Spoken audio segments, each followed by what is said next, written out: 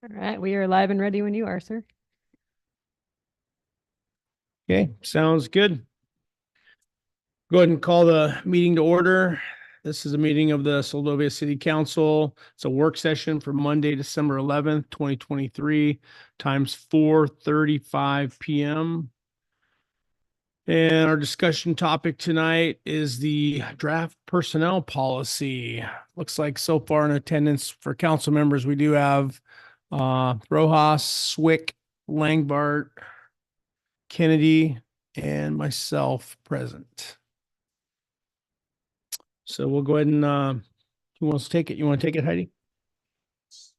Sure. Thank you, Mr. Mayor. So this is a project that is, I wanted to say 3 years in the making because that's how long we've been going through legal on this project. But really, there are some items that were addressed in this project that were put on my plate when I started at the city. Oh gosh, what was that, 7, 8 years ago? So our original personnel policy, or our existing city personnel system, is located in Title II. You can see that in the back of the packet, Chapter 2.52, City Personnel System. It's 9 pages long. Most of it is from the 80s, actually 1980, and then there have been some updates since. But some of the things, the FMLA, some of the leave, some of the items, the grievance policy was a little outdated. So we've been going back and forth through our insurance company, their AMLJIA and their legal team on creating a personnel policy. And what this will do, if council is in agreement, sorry, stumbling over my words there.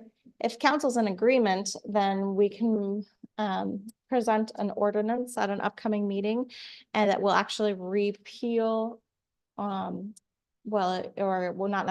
most of the Chapter 2.52 city personnel system, and it'll just leave a section there that says refer back to the city personnel policy.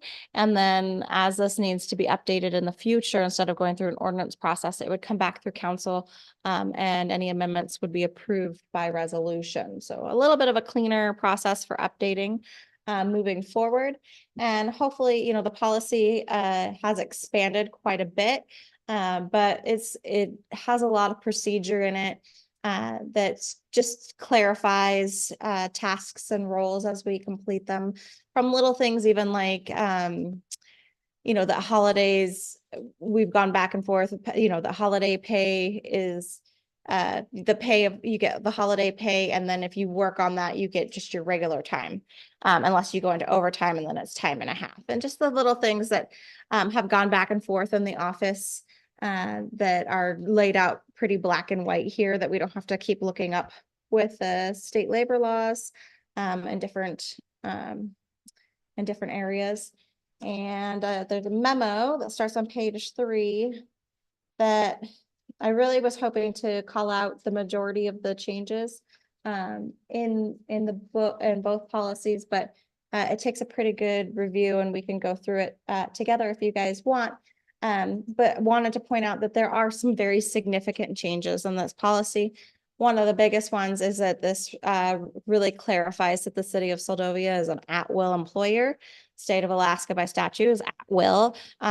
Per our previous or our current code, the city of Seldovia is not at will, and we have a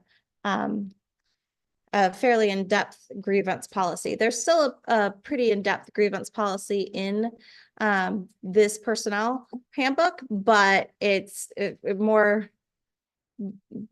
lays out much more clearly that the city of Seldovia is at will, meaning that an employee or an employer, or the employer at any time, can choose to separate from employment.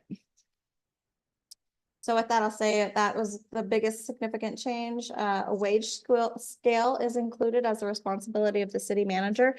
I am working on that draft wage scale. I was hoping to have it with this policy for this discussion this evening. But when I started working through it, just because we haven't had a real consistent way of setting wages in the past for employees, there's not a lot of consistency with like a merit increase table. So I think that's gonna probably have to come up hand in hand with the budget and moving forward, if there are any changes to make it so that that scale will work for the entirety of the city, and then be consistent with small merit increases included. And those would be based upon performance review and budget. They're not just automatic. So then also, as we discussed, another change is that it's approved by resolution. It's no longer in code. And it does specify that the only recognized deviations from the stated policies are those authorized and signed by the mayor of the city of Seldovia. So jumping into changes by section, or we can look over the policy itself. I'm don't know if you guys have a preference of how you want to tackle this. I know it's a big document. We don't have to get through it all tonight. My goal is to make sure that I have a copy of this policy in the hands of every employee. Most of them have seen it already through email, but there are a few outliers that haven't. And it's really important that all the employees are aware that this draft is out there for consideration in case they have any feedback. So hoping to do that for the rest of the month of December, and then potentially bring this back in January, either if we need another work session or if it's ready for introduction.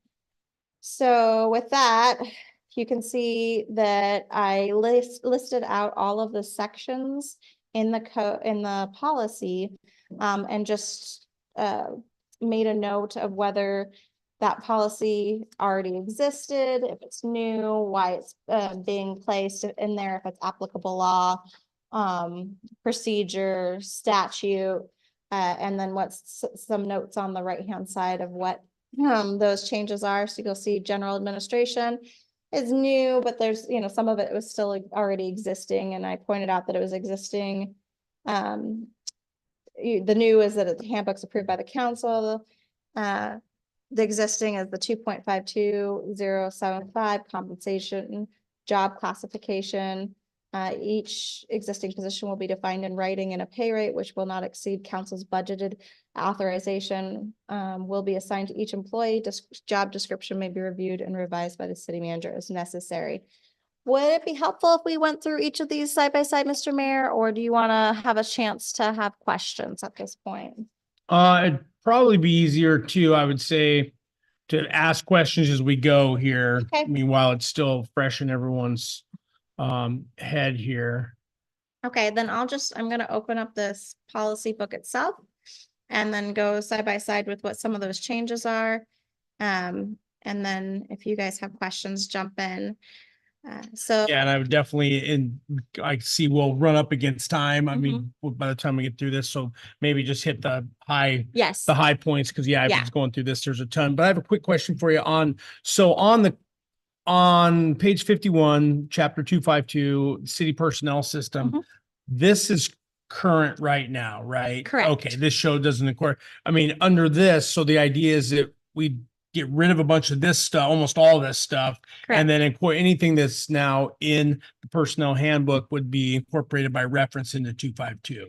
Right. So the policy will supersede 2.52, and then 2.52 will just, and I should have put the draft ordinance and language in there. I apologize, but it'll just have a paragraph that briefly states that the city personnel policy system is located in the employee handbook. Okay. Approved Basically, by the entire thing's going to go away. all of it. Okay, perfect. That's per recommendation by legal, because for cleanliness and consistency. It also means that our drug and alcohol policy that is in Title II will go away because it's incorporated in here. Yep. Yep. Okay, perfect. So if we go into the handbook itself, there's a letter that all the employees there's a letter that the mayor and council will the mayor will sign off on with an adoption date by council and attested by the city clerk. And then we go down into an introductory statement that really clarifies again that all employment is at will. It is important to understand that the right to terminate the employment relationship is at the will of either the employee or the employer, with or without cause, is retained by both the employee and the city. And then we go into an Tuesday. acknowledgement form. Yes, Yep, I was gonna say, are you gonna screen share what what you're doing right now? I can. Give That me way just- we can run through it. Yeah, Thank you. give me just a minute. Sign on here.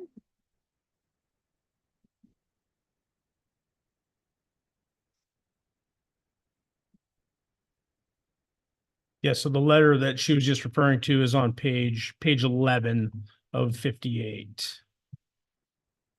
Which is the welcome letter.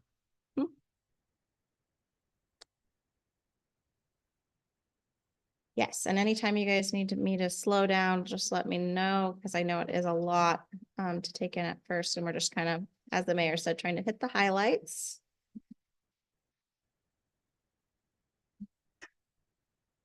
Yeah, I do like on page 12 that you highlighted the in bold, the at will in that Yeah, section of the paragraph. yes, and that was per recommendation from legal and part of the template that we received.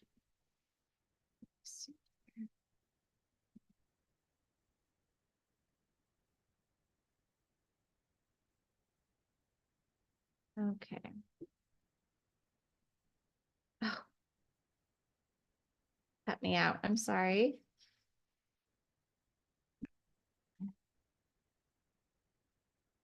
Trying to sign on to the screen share.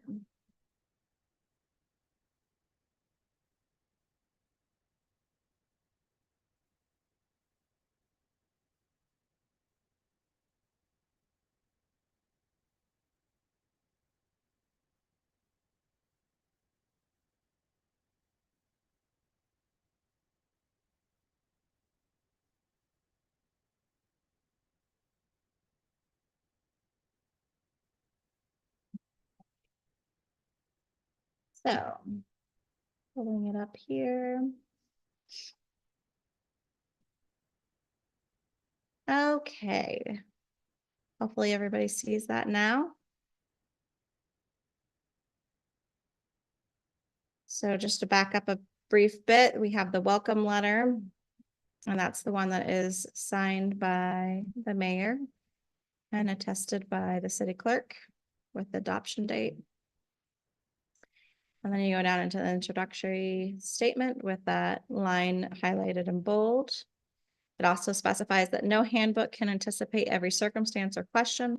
The city of Seldovia reserves the right to revise, supplement, or rescind all or part of the handbook or the policies it contains from time to time as the city deems appropriate in its sole and absolute discretion. When changes are made, employees will be notified by posting or a similar method of communication. And again, and you'll see that here in the next section that those have to be approved by the mayor. So through the council and then approved by the mayor. The employee acknowledgement form. Again, just restating some of those main points. At will, as long as it doesn't violate applicable federal, state, or local laws. Any description of employment standards or policies contained in the handbook will not change that will nature. And they can sign off on it. And then we'll go into our table of contents. It should be up to date. So you can see there's quite a few sections. It is a big book, but it's pretty in depth. We got chapter 100 or section 100 general administration. It does follow some of the similar lines as 2.52075, which talks about the fact that all the positions will be defined in writing and a pay rate which will not exceed city council budgets or city council's budget authorization. So it says all matters dealing with personnel shall be routed to the city manager, who shall maintain a complete system of personnel files and records. The city manager may delegate personnel responsibilities and duties to other supervisors on an operational basis, with understanding the city manager retains ultimate responsibility and final authority for managing personnel. The city manager's selection and screening of candidates will based on merit as determined by the city manager. It talks about the fact that the city council appoints the city manager and decides on retention or non-retention of the position. You can hire me or fire me or any other city manager at your will. The city council may delegate recruitment, screening, or other managerial tasks to designated supervisor department managers for the appointment of city manager. That's been helpful in the past. And provided that the city council retains final decision-making authority. That talks about there is a dispute resolution procedure, performance evaluation procedure, and those are not available for the city manager. However, you guys provide my annual performance evaluation. So that is set for next month. The city council also serves as an appeal body for decisions of the city manager to the extent established in section 617 dispute resolution. So fairly standard. If you have any questions, definitely let us know. Nature of employment. Then again, this first couple of sections are just, well, really the handbook is fairly standard because it does follow applicable laws. But the first couple are just kind of explaining the handbook and the responsibilities. Nature of employment states that it's the responsibility of the employee to familiarize themselves with the contents of the handbook and to utilize the handbook as a resource to answer common questions. That is something that I started internally doing upon my start in this position, is that when we hire on employees, I try to, or I have a onboarding sheet, and I do give them the city personnel system that we have now, along with anything else that's applicable for the position, and I have them sign off on it. So that would continue with them signing off on this letter, and they would all have be given a copy of personnel policies. Again, we have the right to reserve and change, as mentioned before, and that the handbook supersedes and replaces any different past policies and practices. So this section is new. Now, if we go into employee relations, this is new and it came up recently with the hiring of some new positions. We want to just clarify that employees are to be recruited, selected, trained, and advanced on the basis of their ability, knowledge, skill, and performance, regardless of the process for hire or retention. All city employees serve at the pleasure of their appointing authority. Employment may be terminated any time. Again, during employment, employees will receive all benefits and rights they are entitled to by state and federal law, including the right to be free from unlawful discrimination. Talks about how questions and concerns should be directed to the supervisor, and positive and timely communication is important to ensure effective relationships. We go into how we're an equal employment opportunity. This is already existing. And we have an ADA policy that includes not discriminating in employment opportunities. So 103 is a little bit expanded, but already in place. Immigration law compliance. This is applicable law with procedure. It just lays out some of those procedural pieces. For instance, the documentation will be photocopied and attached to the employment verification form, I-9. Former employees who are rehired must also complete the form if they have not completed an I-9. Just some of those things that really kind of help in the office with the hiring process and the hiring paperwork. Employment of minors. It specifies that any manager who seeks to hire or supervise a minor employee shall familiarize themselves with applicable limitations. I was really hoping to expand on this, but in speaking with legal, they were like, because it's case by case, they didn't recommend that the recommendation was to keep it in here. So it's the responsibility of the employer, and then we can verify as we go through each case. So that is new. Ethics and conduct is new. We do have in section 2.52010 of the code, the employee responsibility. City employees are required at all times to conduct themselves in an exemplary manner befitting the public service in which they are employed. This expands on that a little bit, and it does go in depth to ethical standards of conduct or honesty, fairness, transparency, selfless service. And it says the policy addresses conduct which may occur during work hours or outside working hours. Off work activities can impact the employee's position, undermine public confidence, and affect the employee's performance and work relationships. So that is a consideration with ethics and conduct. Any questions so far? Okay, we'll move on to relationships in the workplace, nepotism. This is the one that did come up recently, specifically with my hire and the fact that I have a familial relationship with the harbor master. So this addresses that, and it follows statute. Those individuals deemed to be immediate family members, as mentioned in here, follow statute pretty much word for word. That immediate family members includes individuals' parents, spouse, children, natural, adopted, or otherwise, grandparents, grandchildren, brothers, sisters, aunts, uncles, nephews, and nieces, sisters-in-law, brothers-in-law, sons-in-laws, daughters-in-laws, mother-in-laws, father-in-laws, and any other person with whom the employee is involved in a romantic relationship or cohabitates. And we did mention that we sometimes have employees who work together that'll be like husband-wife couples doing refuse. We've had that in the past. And that is able to be that's up to the city manager's discretion. What this is really trying to address is a supervisory role. You know, you don't want somebody managing their immediate family members. It's also on the employee to have the duty to disclose if they have a relationship in the workplace or potential nepotism.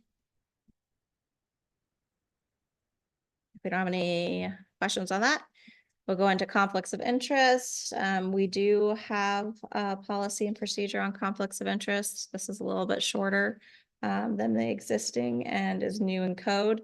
So it'll replace our standalone policy. And it's just that employees have an obligation to conduct business in a manner that's impartial, unbiased, and fundamentally fair. And we should contact supervisor or city manager for more information.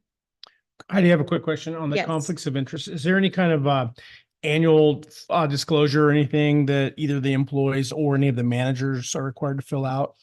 There's not. Okay, we have something similar to that at our work where the managers are all required. It doesn't flow really down to the individual employees, but any of the managers are required to fill out an annual disclosure. That might be something you want to look into. Yeah, declaring any other business interests, anything like that, personal interests, that could potentially lead to, a conflict if something Yeah. came before the city. So just kind of keeps a little bit of additional transparency. Making a note of that. I think that Mayor Campbell, I think the main reason for that is because they're in the role of spending city funds. Yeah. Yeah. Yep. I can see that's where, either the city manager, the clerk and the finance officer or something, maybe those three positions or something had to do something like that. So, Yeah, that one too. yeah. Department heads. Yep. Yeah.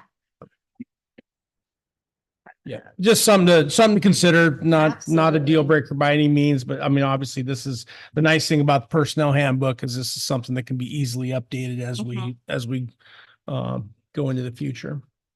Yes. And it's up to date and current All right, with I have one applicable more. laws. It pertains to bereavement leave. You haven't been over it, but I'm way ahead of you. Is that normally 5 days? So that is new. You'll see at the bottom of the memo, there are, there's a lot that's new in here, but there are 3 items that are specifically can impact budget, and bereavement leave is one of them. That was just, like I said, suggested through this template through legal. It does not mean that council has to follow it, but right now the section in policy states that regular full-time and regular part-time employees can take up to 5 days of paid bereavement It's leave. it's just something I've never seen before. I've seen 2 days, Yeah. but never 5. And it's, Um, yeah, that's at your discretion. and So then- if you want to do 2 days or 0 days, no days, Right. that's what was well, in it's template. just pointed out. The other thing I see is there's actually 14 paid holidays. And that's pretty nice too. Yeah, that's existing. Our paid holiday schedule. But again, I mean, this is all up for discussion. We follow the state's holidays, which we didn't include Juneteenth, which the state follows now, but this is our pre-existing holiday schedule. So. Okay, outside employment is existing and it's full-time employees who are unpaid or unpaid leave from the city must still obtain pre-authorization, or any full-time employee must obtain pre-authorization before taking outside work.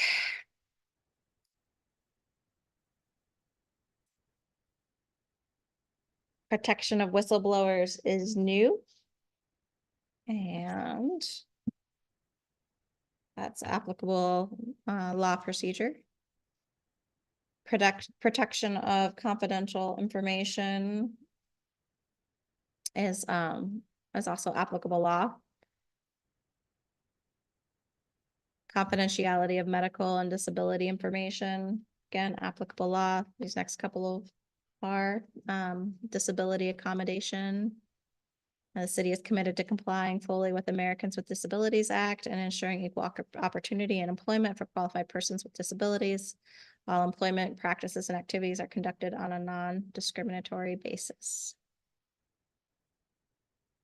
So just laying some of those out in writing clearly. Internal job posting is new.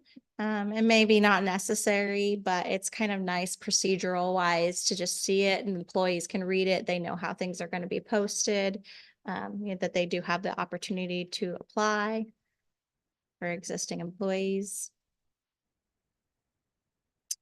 Job descriptions, and these kind of the internal job posting, job descriptions really were already kind of internal policies that we just did naturally. So this lays us out in writing.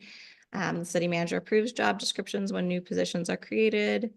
Employees may suggest changes for accuracy. We do that, like the harbor assistant job. I'll send it out to Layla before we post it. She verifies that looks good. We talk about any changes that may be needed. And then we will post that out. I have a question on that. Yeah. I don't know if you've ever experienced it where you've hired an employee and then they've come back later and expressed disinterest or dissatisfaction that the job they're doing wasn't what they signed up to do, or was maybe there was some not 100% transparency or clarification when they took the job. And that kind of leads me into does the city do any kind of job offer letter upon when you make your decision and you go to do an offer of employment, maybe a job offer letter with the job description that they're applying for? Yeah, we don't do a separate job offer letter, but they do sign off on the job description itself. Okay. Yep.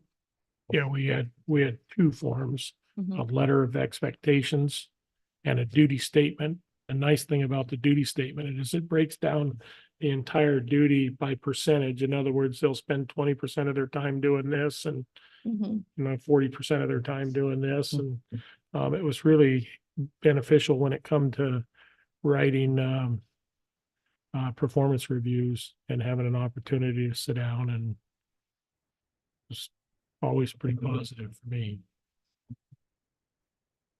Yeah, as long as we've got something along those lines, I Yeah. think we're in good shape. So. Right now they sign off on the job description itself, but we can definitely look into adding on to that. Okay.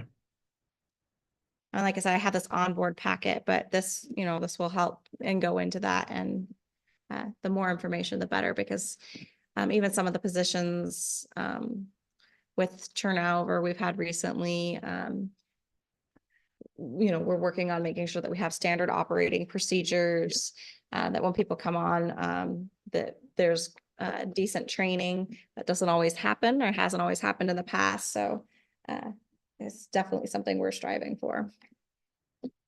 So I made a note of that. Employment classifications, this is existing, it was in section 2.52020 types of employment. Okay, and again, when I say this is existing, I mean that the bones were there. These typically the sections in the handbook are expanded, so Yeah. it's not going to be word for word, but the bones of full-time and part-time employee are there. A change that happened in this section in the policy itself is that instead of having we classified regular employees, or we currently classify regular employment as permanent employees, this section would update that so that anybody who is currently a permanent employee is just as regular employment. And that's up to date with current industry standards.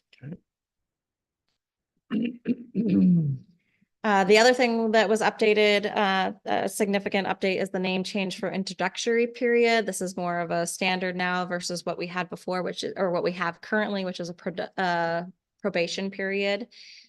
Because we're really specifying that we're an at-will employer, instead of a probation period, it's just an introductory period. A lot of the language is still the same, just changing that name so it's a little bit more clear. It's a 90-day introductory period intended to determine the employee's suitability for the position. The dismissal of an introductory employee is final and is not subject to review according to the city's employee grievance or appeals procedures.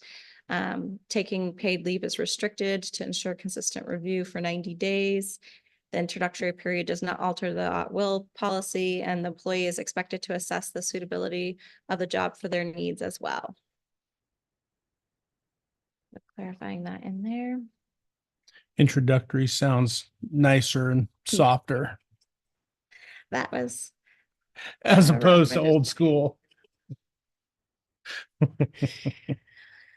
Then we have employment applications. Again, this is really just kind of procedural standards to put in there, that the city relies upon the accuracy of information contained in the employment application, as well as the accuracy of other data. So no misrepresentations or falsifications of your employment application. And they sign off on it. Employment reference checks.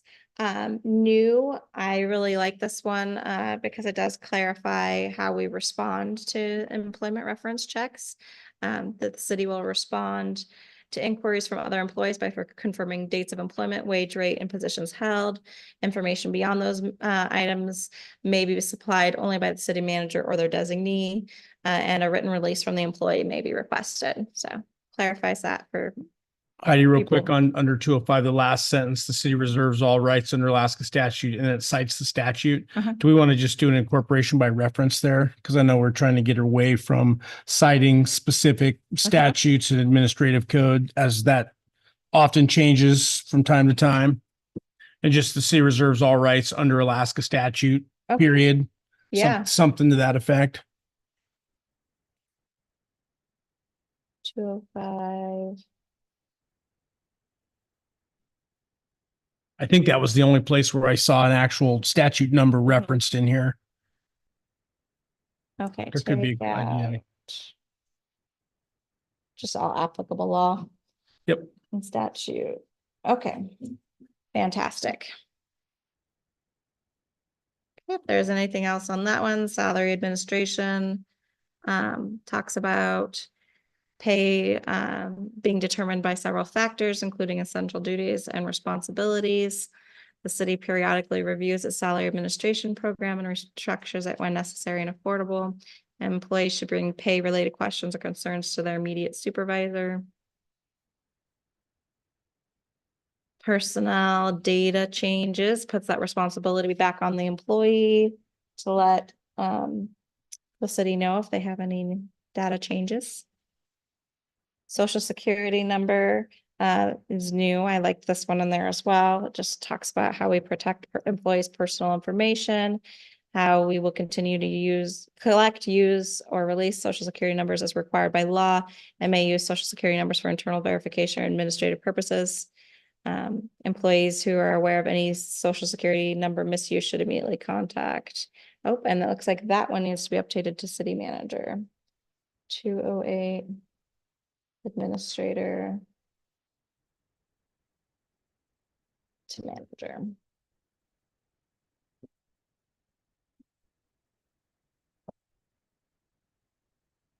Access to personnel files is new. This is great for clarification that the files do belong to the city.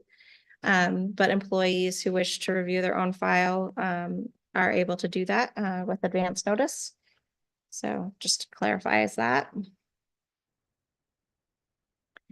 Performance evaluation, as Councilmember Kennedy had requested, is included in there. And it talks about they're scheduled approximately every 12 months, coinciding generally with an anniversary of employee's original date of hire.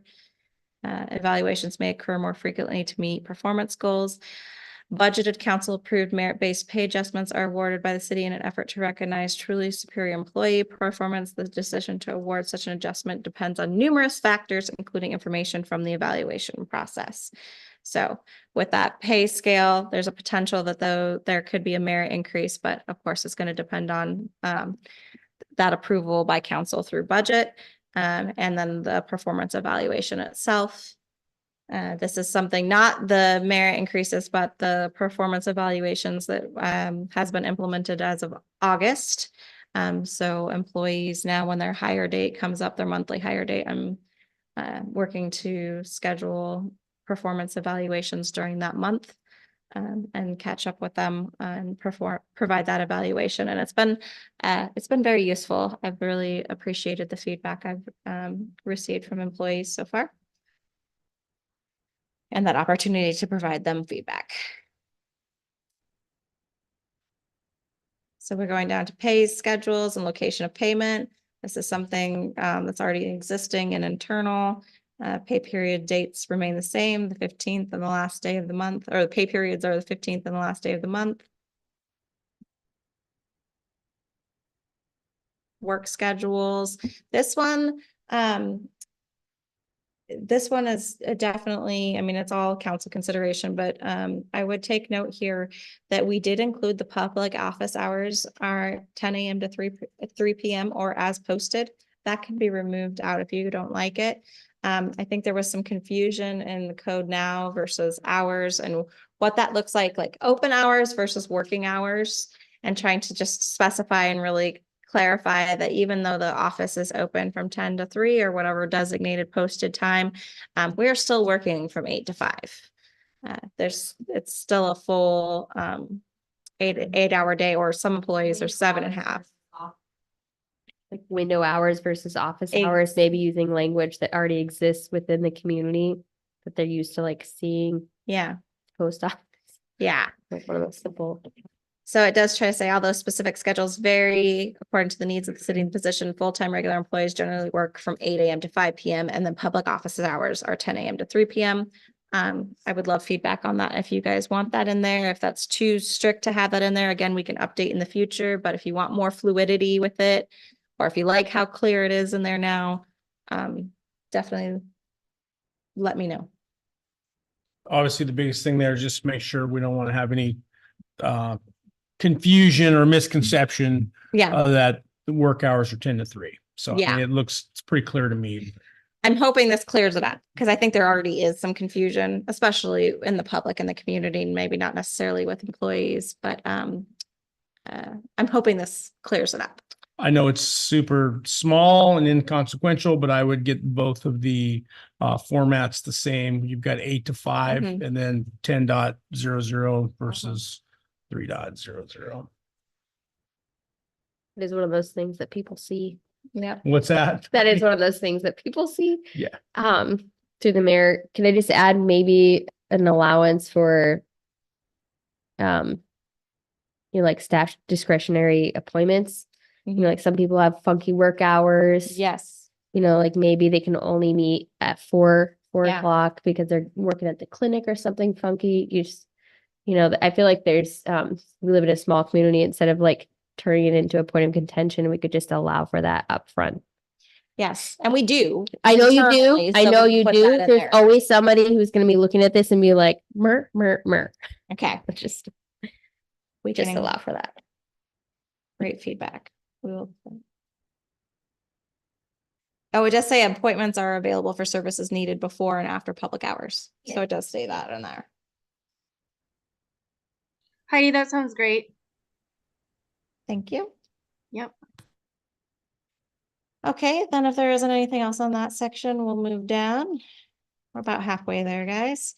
Rest and meal periods, this is follow statute and applicable law. Just clarifies that we do allow for 2 15-minute breaks daily, one in the morning and one in the afternoon. And they can't be added together, as well as for a lunch, a 60-minute lunch period. We do have some employees who will sit at their desk and take lunch. Just FYI, but they will say, I am on lunch. And per law, it's in here.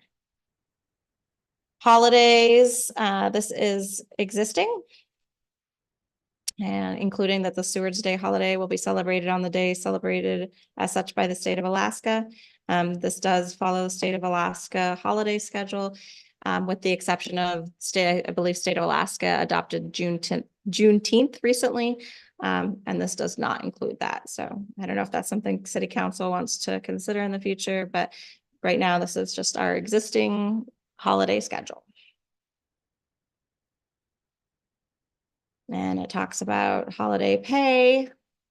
As I mentioned, I like that it lays out the eligibility for the holiday pay. And it also includes that employees seeking accommodation of religious holidays should contact the city manager for advanced approval. So for instance, if there's a holiday outside of the schedule that they would rather be able to have the opportunity to celebrate than what is existing, we could make an arrangement for that allowance.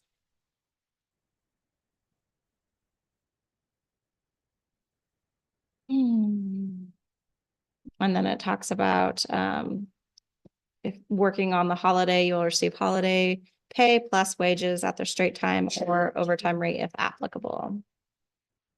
That's helpful just to have that in writing. Moving to city closures, this is a new one, and I do believe I called this out at the end that, oh, I did not. So I apologize that this is also one that impacts the budget potentially. And this was per speaking with staff, especially some of the staff that respond to emergencies. There was a recommendation to include a call out hours. So it does specify in their employees who are required to respond in an emergency qualify for 4 hours regular time per call out. That's completely up to council. If that sounds acceptable, you want less, more, it says for call outs that extend beyond 4 hours, employees qualify for time worked and overtime applicable by law. This is, an emergency such as severe weather, fires, power failures, earthquakes, and natural or other declared disasters that may disrupt city operations. So think tsunami warning, when all of the staff goes down and starts collecting vehicles and opens up the shelter. We're saying if you have to do that, you get 4 hours call out. Or if there's a fire and we're all on standby and we're doing public information notices and, trying to manage operations. Through the mayor, they get 4 hours call out if it's a non-working day. Is that what you're, Yes, okay. yeah, Otherwise, they're just on the clock. right. Okay.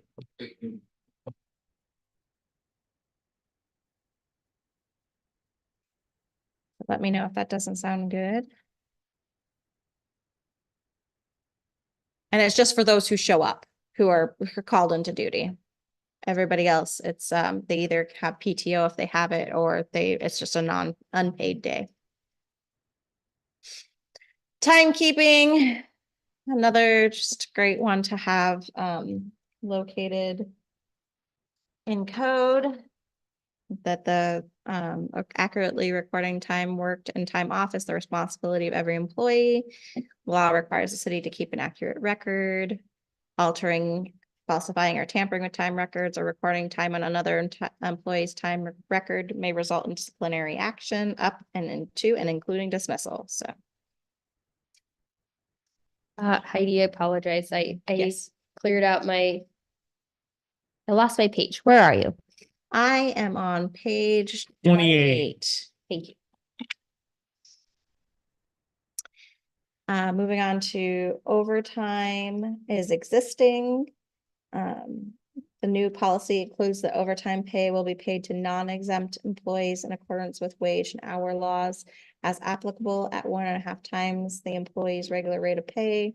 Overtime pay is based on actual hours worked. Absences, whether paid leave time or unpaid time off, do not count as hours worked for the purposes of overtime calculations. So that's existing. We have it in 2.52085 overtime compensation.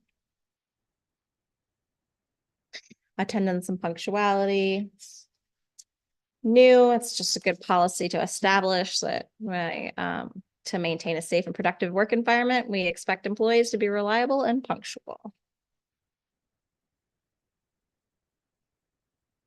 Pay deductions. This is existing under 2.52080 payroll deductions. And really just talks about that we follow applicable laws for those payroll deductions, such as Social Security taxes, Medicare, federal taxes, and any other taxes imposed by law, like unemployment tax. Administrative pay corrections. This is new and it's already a existing internal policy. So it's just in writing here that the city takes all reasonable steps to ensure that employees are paid on time and receive accurate pay and deductions. Employees are encouraged to review their pay information promptly and to bring any questions or discrepancies to the attention of payroll. This will permit any error to be corrected as soon as possible. You know, this does happen from time to time that there are errors and corrections are made. So it's just calling that out. Pay advances. This one is new. We have done it internally, administratively over my time at the city. It's not something that is necessary for the city to allow, but it can be beneficial. I think it's really important to note that pay advances are only applicable for time that's already worked. So if you come in, you've worked 5 days of a payroll and you need pay for that 5 days, you're just really short. Potentially, then we could provide that 5 days in advance. And then that would be deducted out of the next payroll. I clarified this with legal, and that was what they specified that you can, and then what it specifies in here. Under the advance will not exceed half the amount of pay actually earned at the time of absence. If approved, the city manager will sign off on the request. So actually earned, you have had to have worked those few days. So it doesn't give a very big window for a pay advance, but if somebody was really strapped and they needed just a couple of days, there's a way. And looks like Councilmember Kennedy has something to say. Mayor Campbell, to me, it's just confusing. Okay, Yeah. I'm not saying there's anything wrong with it. I'm just saying that I've seen you can take annual leave up to so many hours a year, advance pay. For leave cash out. Right, for Yeah. cash out. 40 hours. I'm just wondering why it's not tied to that. It's just cleaner in my book, but I I think don't know. because this is, so leave cash out would be for only regular full-time employees. Oh, okay, okay. This could be applicable for part-time employees as well. And it's in the event of a serious personal emergency. Well, no, I'm actually okay. Yeah. At least now I know. Okay. And it was legal that gave you the direction on the not to exceed the half the amount of pay actually earned. Yep. Okay, interesting. Okay. I think the reason that half is because of the deductions that are gonna be owed. Right? I'm assuming. Yeah, it probably just limits liability, overall Right. liability. Yeah. If something happens and somebody, if it's a temporary or a part-time employee and they end up flying the coop or something, you're Mhm. not strung out too far, so. And I could see this being beneficial if we had longer paydays. I don't know that I mean, I have seen this happen before, but it's not very often. I think I've seen it twice, and it was with one particular employee that was just a little bit strapped during the month. And that was many years ago. But it's a little Well, it's something that's in there. If An somebody option. gets jammed up and someone needs it, that's. okay. If there isn't anything else on that one, we'll keep working through travel. This is existing. We did update that the most recent federal rate is utilized to determine mileage reimbursement for personal vehicles used for business travel. We have some ridiculous rate right now that's probably from the 80s. So this updates it a little bit so that we can follow that federal rate for mileage reimbursement. I tried to look and see if there was a way to cut out the per diem rates and follow a schedule for ease of updating. And I just wasn't able to find something that was applicable. Our current rates right now, this is a little bit higher than our current rates. And this was standard with I was trying to look at state of Alaska especially, and their rates were all over the board, depending on where they were traveling, what they were doing. So this is one of their rates. I think it was one of the lower ones for 12 for breakfast, 16 for lunch, and dinner at 32. Currently, our travel rates are 10 for breakfast, 10 for lunch, and 20 for dinner. So it is an increase. Yeah, going from 40 to 60. Yeah. So to give you an idea, we paid, I think ours are right around 65, and that doesn't matter where you're at in the state, just for the per diem portion of it for the meals. So this isn't too far out of line on that, and it's a lot more expensive generally where we're going to be Yeah. going to versus where you guys are going to be going. So. And it doesn't, I mean, we do utilize it when we travel, but fortunately for a lot of our travel, it is for training and conferences. So we won't utilize all of it because that's part of it. Part of the policy is that and I should make sure that's in writing, that if the conference or training pays for lunch or breakfast, that's that you don't get the per diem. if right you're- on top of that. No, you don't get the per diem on top of that. Right. That's what I'm Yeah. saying. Yeah. Because it's already included in the Yeah. conference.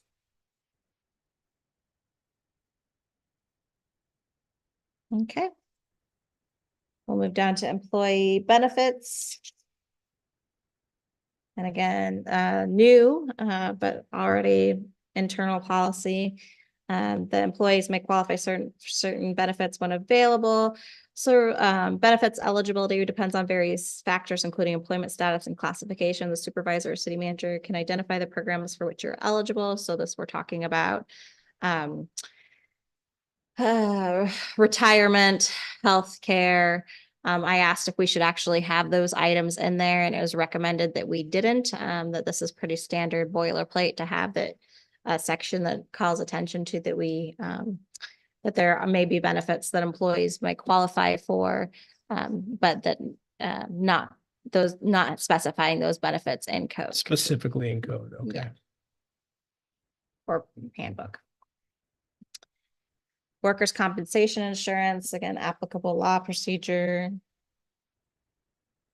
Vacation accrual paid time off. This is existing. This is the same length of service, earned pay period, annual total as we have now. We did include that there's a 5-day minimum use of vacation PTO leave mandatory. And that there is a cash out availability of 40 hours of unused vacation time. Also completely up to council discretion if that's something that you want to allow. I know in COVID, it was helpful, and it was something that the city manager implemented, but doesn't, there's good and the bad with that, right? Because you really want to encourage your employees to take time off and to use their leave. And with this, it does specify that they need to take 5 hours. So really open, hoping for feedback on council if they find the cash out time acceptable, or if you don't want to include that, we don't have it existing right now. It's just been, it was just done during COVID under emergency powers. Any Heidi, thoughts could you- on that provision from anyone on the leave cash out? This is If I Vivian. may. Oh. Oh. Sorry, Vivian, go ahead. Oh, I was just gonna say, if you could repeat that. So right now, or during COVID, it was 5 hours that were, repeat what you said. I couldn't quite hear what you said, Heidi. Sorry about that. I was kind of mixing the two. So the two of the newer things in the document are that there is a minimum use of 5 hours. All employees must use a minimum of 5 days of accrued, not hours, sorry, 5 days of accrued vacation leave per calendar year. And leave cash outs do not satisfy this requirement. So that's a new policy according to the handbook. And then the other one is the cashing out vacation PTO leave. Employees may once per year request that the city cash out a maximum of 40 hours of unused vacation PTO leave. All such requests must be in writing and may be approved only if the city manager or their designee finds that doing so will be in the city's best interests and that the employee has sufficient remaining leave to cover contingencies. I know this can be controversial, and so definitely looking for city feedback or city council feedback on the inclusion of that. Right. I would really encourage employees to use their minimum of 5 days of accrued vacation or PTO leave for their own health, but Mhm. also for the city, because that burden of big amount of payouts at certain points can really hurt us. So I think it's a great thing to offer it to employees to take and actually make it a mandatory thing, take 5 days off for the year. And then the cashing out vacation PTO leave, that's something that's kind of bit our budget at different times quite harshly. I'm not really don't know how we can work that we can plan a little bit better for our budget when people are leaving and they're cashing out. Now, that's a big discussion to have.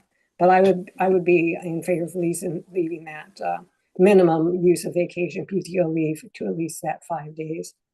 And then a discussion about how we could work that payout, the cashing out. Thank you. And through the mayor, if I may clarify that part of this is because there is a cap at 240 hours. And I think that's been part of the problem in the past, and why that's been included is that there isn't large payouts. Something to consider, like when I was hired on, is that and I did that was part of my agreement of coming on, was to cash out some of that PTO because it does accumulate.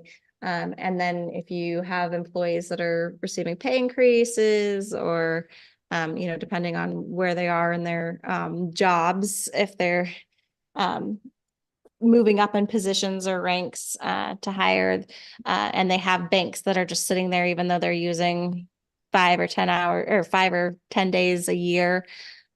So not saying you should do it. I'm just saying that those are some of the reasons why it's been done in the past, and that 240 hours can accumulate for employees that are there a long term, and be a little bit of a detriment of like, well, you don't get to earn time anymore.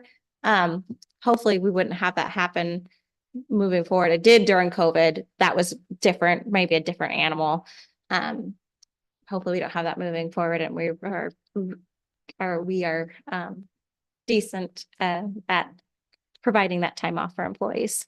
Yeah, I don't think there's a question of, the leave policy is pretty, it's pretty general. I mean, it's a good leave policy, right? In terms of accruals and stuff like that. It's great. I think it comes down to employee health and welfare as well. Mhm. So, I mean, there's plenty of workaholics that just don't like to do anything other than work, right? Mhm. Eventually, it's not a real good thing. People need to get out and take a mental break. And so, yeah, it should definitely be encouraged that they use their leave. I'm a little bit split on the cash out piece. I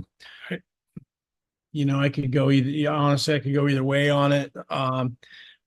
Some of these, I mean, you have to recognize too that we certainly as a municipality are not paying at the top of wage scale, right? So there's a few extras here. That's why I'm okay with the holiday, the generous amount of holidays.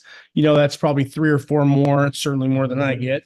But it's there's a little bit of a trade-off here too to employee retention if you're not paying top scale. And I think everybody needs to acknowledge that. So that's a little bit of a perk, so I just have one comment on the cash out vacation PTO leave. It says here once per calendar year. Why don't we put a date in there so that it works well for the city? So that you don't have employees coming all year round requesting that. Maybe it could be done at a certain time of the year. I don't know. I'm just curious. And then I think Jen had a comment too, to go back to that. yeah, Meg, did you have a comment as well? Yeah, I just wanted to comment about, I agree with you, Mr. Mayor, about the, oops, sorry. The way it is worded now, it is great, to, recognize mental health and just kind of let the employees know that it's very healthy for them to try and take that time off that's allowed. But yeah, maybe we just can get into further discussion about the payout. I agree with John. I don't know if there's a better way we could set maybe a standard or a guideline. I don't know, or date. Yeah. Yeah, I guess we'd have to kind of defer, Heidi, to you and the way budgets work out, cash flow works out, all of that. If there is a certain That's exactly what I was period, getting at. throughout the year when things are lean, if all of a sudden you had, 6 or 7 people come and all submit at the same time, I probably not going to impact us, but it's always a potential. Yes. So keep in mind our small organization size. We Yes. really only have 4 or 5 employees that even earn this at the start. I would Yeah. throw out there. And that's, we can definitely that's a take good- into consideration dates as well. One other thing I would do just for consistency here, so because I think it even tripped you up a little bit, is on where you're switching from minimum use of vacation PTO, you reference 5 days. You should probably reference 40 hours. Oh, yeah. Unless there's an explicit reason not to. I would, because then you cashing out switches back to 40 hours, right? So I would just keep it all consistent. And then up on the accruals, everything's referenced by hours also. Yeah. Just This- keeps it clean. Mr. Mayor. Yeah, go ahead. So I feel like at this point, it's already redundant, but I agree with the table here about maybe just at during evaluation periods or certain times of the year where you have like you said, only a couple of this primary staff are accruing these hours, and you're gonna know what time is better to lose Layla, hey Layla, just so you know you have all this time. It's February or March, right before we hit summer. Maybe you could get out of here. Yeah.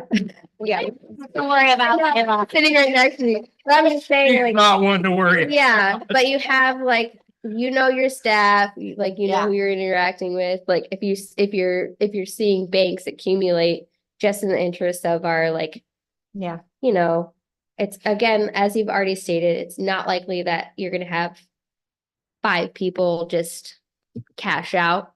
But just as a general policy going forward, if you had a set marker, hey, here's a reminder that Jordan's accrued this many hours. We're midsummer, we've got all these crews coming, and you have people trained up to check water, maybe Jordan could take some time, or, I don't even, is it like the office crew and then Jordan, because the other two staff under him are part-time, like, it's not very many of you, but I'm just saying, Will's maybe that full-time would now be- as well, so. great, that's wonderful. But that maybe that would be an easy way for you as the administrator to have that. And because people should get their time off. They should, enjoy the summer as Alaskans don't get to, but they should also be compensated adequately for the time that they've accrued. That's, It's always a balancing act, obviously. yeah, with I'm the- in favor of paying people for the time that they've worked, but also making sure that they know. Get out of here. That's kind of what I was getting at with that leave, is just exactly what she said, is they receive an annual letter then. Mhm. Hey, your leave's gonna be bumping the max. What do you want to do? Just gives you an opportunity to plan, all of you. And that's kind of what I was getting at. Okay, Jen, you had your hand up also? Yeah, with the conversations kind of shifted since the initial comment of the once a year or whatever. I mean, I don't think it's a great idea to put that in writing in here. I mean, I understand what you're getting at, but I don't think that that's necessary to put that in the policy so much. Because then it feels like you have to, stick to that. And this is going to be such a flexible thing based on employees and what, their schedules and what they have going on. So, yeah, I think you've kind of gotten away from that idea already, but I don't think it's necessary to put in there that once a year you're going to go through all the employees. Yeah, because it might not be in the best interest to have them all cash out at once and take their 5 days at once. And, it could be an expensive payroll.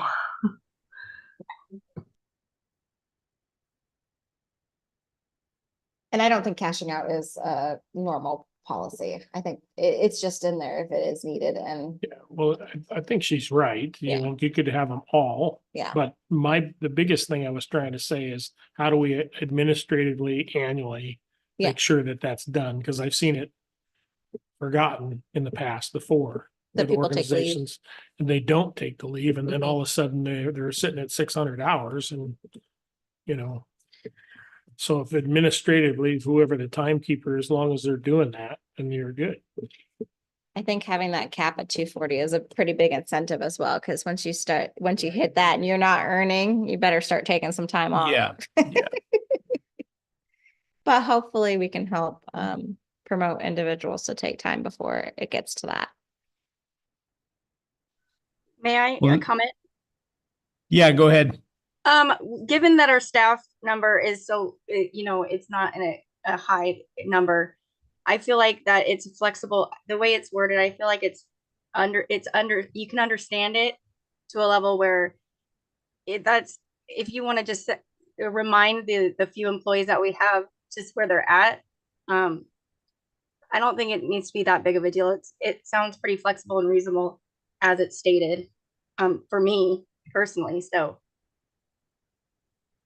I guess that's up to our manager if she wants to just kind of remind the employee, but not be pushy on the fact, I guess. Have we had anybody since you've been that you've known since you were clerk and manager, come up against the cap and actually lose, not get to the point where they didn't accrue? Only myself and a previous city manager from 2 times ago. Gotcha. Well, it's happened at our work. I know that. Yeah. I mean, there's a number of folks that have come up against it, and then the crappy thing is then planning leave's not an option. Yeah. Then they just are all of a sudden, doesn't matter what's happening. They're like, I'm out. Yeah. I got to go now because I'm not going to lose any more leave. You know So, what I mean? and So yeah, and then in specifying that it was myself and the city manager, 2 city managers ago, because like I stated before, it was COVID. So we Yeah. were working, there was a 6-month chunk where it was just us and there was no room for leave, and we worked a lot. But other than that, no, I think everybody's pretty good about taking leave. at least making sure to get out for a week or two during the year. I know our city clerk did recently, our finance officer is at the end of the month, our harbor master takes time regularly through the year. I don't want to call myself out, I'm probably the worst, so that's something I work on. That is a common enough occurrence, like. It's a common enough occurrence, like. Throughout the workforce that, you know, it's easy to like. There's a reason why you put it in here, there's a reason why everybody here has input, because it is something that occurs. So get out, Heidi. It does look like we're coming against the clock. time here, So yeah. if you guys don't have anything more on that, we can come back at their next discussion and make sure we specify cashing out. So if you guys have some time to think about whether you want that included or not. Sick leave, I'll just finish with that one, is included. It is newer, it's in existing code, and it's in here as it's stated in existing code. But it's something that was recently just put in the last year or two with the previous administrator. And that is a bank of 40 hours, and it doesn't roll over. There's no cash out.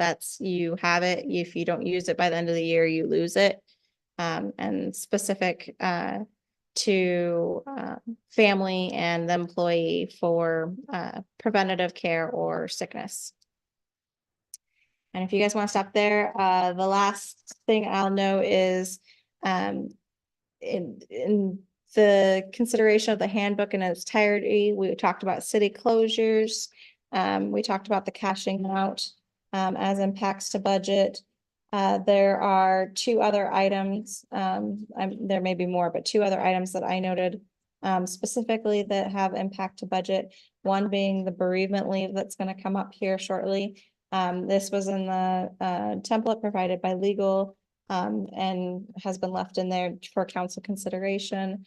That states that regular full-time and regular part-time employees can take up to 5 days of paid bereavement leave. Councilmember Kennedy said that he saw previously in his organization, they had 2 days. We currently don't have any. As the mayor said, some of these things are like little bonuses to help incentivize employees to be here, but it's not a necessary thing. So something to consider, bereavement leave. Also, there's included a volunteer time, which is 2 hours maximum included. And it does specify, some of those activities are like fire and EMS, Susan B. English School. There was a list of them.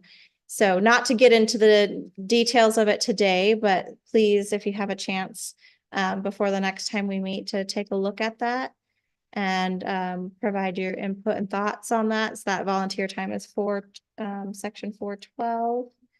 And it includes activities, but not limited to school and after-school programs, community development, community programming, community events, SVFD and EMS and or BHVFD. So it's just saying that in a 12-month period, they can take 2 hours off and volunteer. So I'll leave it at that, and let me know anything that comes up in your guys' reading of it, and we can continue on at another meeting. Okay, sounds good. Let's real quick make sure we've have the opportunity for anyone from the public to comment based on what we've talked about so far. I don't know if there's anyone that was previously signed up. There's no one that's previously signed up online, Mr. Mayor. Okay, sounds good. Anyone in the audience that wishes to speak? Does not look like it, sir. Okay, sounds good. Yeah, I just want to say real quick then before we adjourn here, get ready for the regular meeting. Yeah, this is a good piece of work. I mean, obviously it's a long, big document. I think any reputable organization needs something like this. It's a good working document. It shows transparency, for both the employer and employee relationship, and it's something that shouldn't be taken lightly. So yeah, appreciate everyone's comments, input. Obviously have a little more work to do on this. If everyone will, keep digging in, making notes, come back. I think there's some clarifications and a few edits already, Heidi, that you guys can get drafted up into that. And yeah, I think when this is said and done, we'll have a pretty good pretty good working document here for you guys to use going forward. Any other comments from anyone on council before we adjourn the work session tonight? Anyone online there? Any of the council members? Okay, hearing none, we'll go ahead and adjourn the meeting. And then we'll come back here in about 10 minutes for this evening's regular council meeting at 6 o'clock. Meeting's adjourned. Yeah, do we have to log out and log in with a different address or use this one? No, you should be able to stay on the same link. We'll stop the